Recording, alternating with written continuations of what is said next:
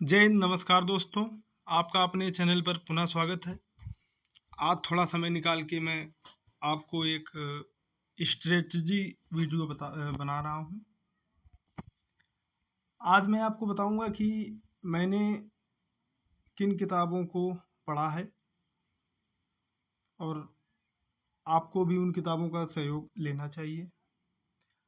Video में सबसे पहले मैं बताऊंगा आपको हिंदी की कौन सी बुक सही रहती है या जिससे मैंने तैयारी की है, साथ ही साथ मैथ की, जीके जीएस की और रीजनिंग की। सभी बुक का आपको अलग अलग वीडियो मिलेगा। क्योंकि समय का अभाव है, इसलिए शॉर्ट वीडियो ही बना पाना मेरे लिए संभव हो पा रहा है। तो मैं सबसे पहले आपको बताना चाहूँगा कि हिंदी का सिलेबस क्या है, हमारे यूपीएसआई का जो डिमांड है हिंदी को लेकर वो क्या है। किसी भी एग्ज़ाम की आयोग द्वारा कुछ डिमांड होती है। हर आयोग अपने हिसाब से एग्ज़ाम को कंडक्ट कराता है, उसका लेवल और उसकी उपयोगिता को देखते हुए ही वो सवालों को रखता है। तो आइए हम देखते हैं कि आपके यूपीएसआई का सिलेबस क्या है। यूपीएसआई हिंदी सिलेबस, इस इसको 3 या 4 भागों में बांटा गया है मुख्यतः, जिसमें सबसे पहले हिंदी और अन्य भारतीय भाषाएं।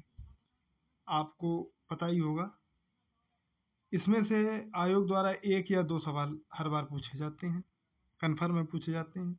इसमें आप ज़्यादा समय ना दें, हाँ, लेकिन 1-2 बार रिवीजन ज़रूर करें। दूसरा है हिंदी व्याकरण का मौलिक ज्ञान।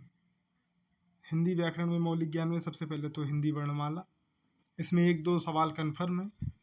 तद्भव तत्सम, पर्यायवाची, विलोम शब्द, इन तीनों से मिला के 5 से 6 सवाल पूछे जाते हैं। अनेकार्थक शब्द, वाक्यांशों के स्थान पे एक शब्द, साथ ही साथ समरूपी भिन्नार्थक शब्द, अशुद्ध वाक्यों को शुद्ध करना, लिंग वचन कारक, ये तीनों एक ही में आ जाते हैं। इनसे भी 2 से 3 सवाल पूछे जाते हैं। सर्वनाम, विशेषण, क्रिया, काल, वाच्य, अव्यय, उपसर्ग, प्रत्यय, संधि, समास, विराम चिन्ह, ये ऐसे कुछ चैप्टर हैं जिनको आप कुछ समय में पढ़ के अगर ध्यान से पढ़ेंगे तो अच्छा स्कोर कर सकते हैं। मुहावरे, लोकोक्तियाँ, रस, छंद, अलंकार, ये जितना ये हुआ, इसमें लगभग आयोग द्वारा 25 से 26 सवाल इतने सिलेबस में से पूछे जाते हैं। इसको तैयार करने के लिए आपको ज़्यादा मेहनत की ज़रूरत नहीं है, लेकिन हाँ, ध्यान देने की ज़रूरत ज़रूर है। उसके बाद पूछे जाते हैं आपके प्रसिद्ध कवि, लेखक एवं उनकी प्रसिद्ध रचनाएं। इनसे 3 से 4 सवाल आते हैं नॉर्मली, हर एक एग्ज़ाम में, हर एक शिफ्ट में आ जाते हैं 3 से 4 सवाल। जिनमें से आपको ध्यान देना है कि आपको जिन पुस्तकों को कोई पुरस्कार मिला है वो पुस्तकें ज़्यादा आने के चांस रहते हैं। तो कुल मिला के लगभग 60 से 65 पुस्तकें हैं जिनको अभी तक कुछ पुरस्कार या कोई सम्मान मिला है। आगे चल के अगर आपका सहयोग रहा तो उनको मैं डिटेल में बताऊंगा, एक एक पुस्तक के विषय में बताऊंगा, कब मिला और किस क्षेत्र में मिला है। साथ ही साथ विविध में अगर आप इतना तैयार कर लेते हैं तो विविध में 1-2 सवाल आते हैं, जो आते हैं उनको पढ़ने की पहले ज़रूरत नहीं है। इतने सिलेबस से ही आप लगभग 35 से 36 सवाल सही कर सकते हैं। अब आपको मैं बताना चाहूँगा कि मैंने किस किताब से यूपीएसआई की परीक्षा पास की है। तो हिंदी के लिए मैं सबसे बेस्ट मानता हूँ आदित्य पब्लिकेशन की सामान्य हिंदी। आप ध्यान देना, इसमें 2 तरीके की आती है, एक पतली आती है और एक मोटी आती है।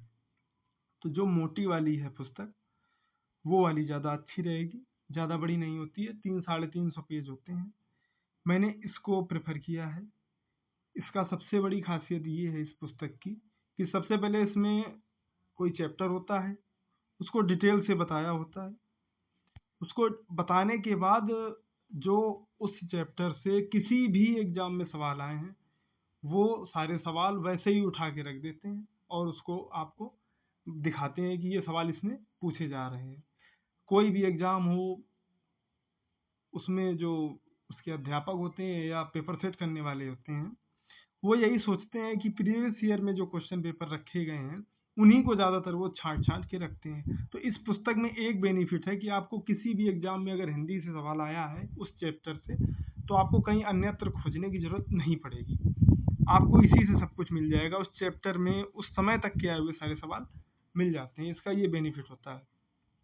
दूसरा बेनिफिट इसमें ये है कि इसमें रचनाएँ भी आपको लगभग 400 रचनाएँ दी हुई हैं और आप देखेंगे कि लगभग 150 से 200 रचनाएँ ही हैं, जो बार-बार पूछी गई हैं, उन्हीं को आपको तैयार करना है।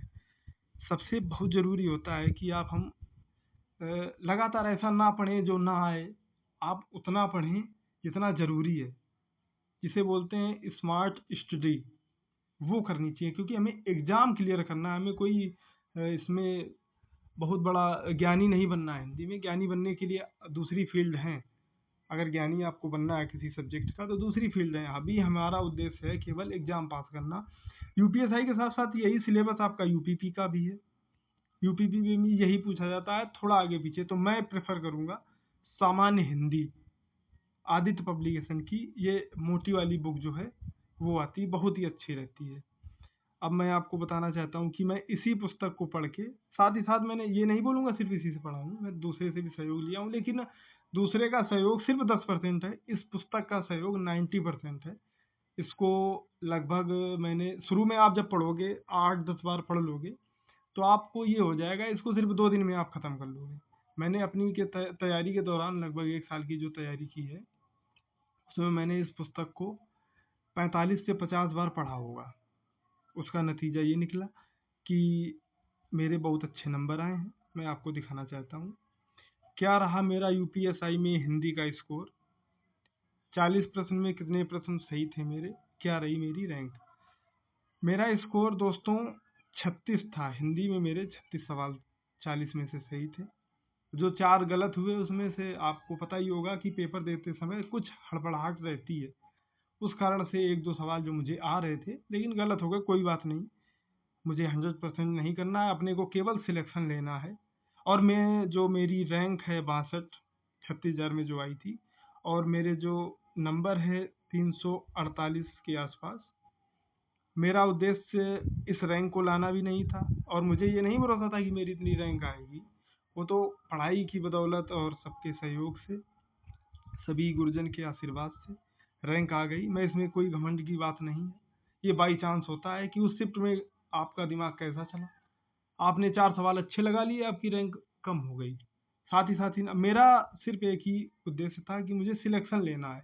आपका भी उद्देश्य ये होना चाहिए कि आपको सिर्फ़ सिलेक्शन लेना है। आपको रैंक के लिए नहीं पीछे भागना है कि मेरी इतनी नहीं आई, इतनी आनी चाहिए थी। आपको इससे मतलब नहीं है, आपका काम है सिर्फ़ ईमानदारी से, अगर आप पढ़ाई कर रहे हैं, ईमानदारी से पढ़ें। तो मेरे अगर 62 रैंक है या 348 नंबर है, इसमें मेरा कुछ सहयोग नहीं है। थोड़ी किस्मत ने और जो मैंने मेहनत की शायद उसका फल है जो मुझे मिला है। तो मैं आपसे यही कहना चाहूँगा, अगर आप मेरे मेरी स्ट्रेटजी पूछेंगे हिंदी की, तो मैंने यही बुक पढ़ी है, मोटी वाली जो है, इसको मैंने लगभग 45 से 50 बार, बल्कि ज़्यादा ही हो गया होगा, उतनी बार पढ़ा है। हाँ, रेगुलर आपको समय देना है इसको। इसमें लगभग आप देखेंगे कि 17 से 18 भागों में है, आप अगर देखेंगे, एक-एक निकालेंगे, जैसे उपसर्ग प्रत्यय, आप क्या है, 1 दिन में 1 लेके चलें। तो अगर शुरुआत में आप लेके चलेंगे, तो 15 दिन में ये पूरी बुक खत्म हो जाएगी। किसी भी बुक को पढ़ना है आपको, तो ये नहीं सोचना है कि आप 2 पेज पढ़ लें, वो मुझे याद हो जाए, नहीं याद होता है। आपको सिर्फ़ 1 दिन में 1 चैप्टर पूरा पढ़ना है, उसके क्वेश्चन जो दिए हुए हैं, जितने भी दिए हों 100, 150, 200, उसको हल करना है। दूसरे दिन दूसरा चैप्टर। आप देखेंगे कि 15 दिन में आपको ये पूरी बुक एक बार रिवीजन हो जाएगी। आपको लगभग 40% सवाल आने लगेंगे, अगर आपको पहले से जानकारी नहीं थी तो। और साथ ही साथ आप 15 दिन बाद बंद नहीं करना है, पुनः इसी को फिर 1 नंबर से शुरू कर देना है। फिर ये 15 दिन पढ़ना है। आगे चल के आप धीरे-धीरे देखेंगे कि 1 दिन में आप 2 चैप्टर खत्म कर रहे हैं, फिर 3 खत्म कर रहे हैं। एक समय ऐसा आएगा जब आप देखेंगे कि केवल 3 दिन में आपने पूरी किताब पढ़ ली है। फिर आपका कॉन्फिडेंस लेवल अच्छा हो जाएगा। कॉन्फिडेंस रहना चाहिए, लेकिन ओवर कॉन्फिडेंस नहीं होना चाहिए। तो इसी के साथ मैं आपसे विदा लेना चाहूँगा। इसका अगला वीडियो मैं बनाऊंगा जीके जीएस का। थोड़ा समय लग सकता है क्योंकि ड्यूटी के साथ साथ बना पाना थोड़ा मुश्किल होता है, लेकिन फिर भी मैं समय निकाल के उसको बनाने की कोशिश करूंगा और जल्द ही आपको वो आगे की जो 3 भाग हैं हमारे सिलेबस के वो आपको देखने को मिलेंगे।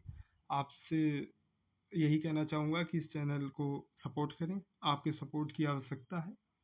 जय हिंद, जय भारत, नमस्कार।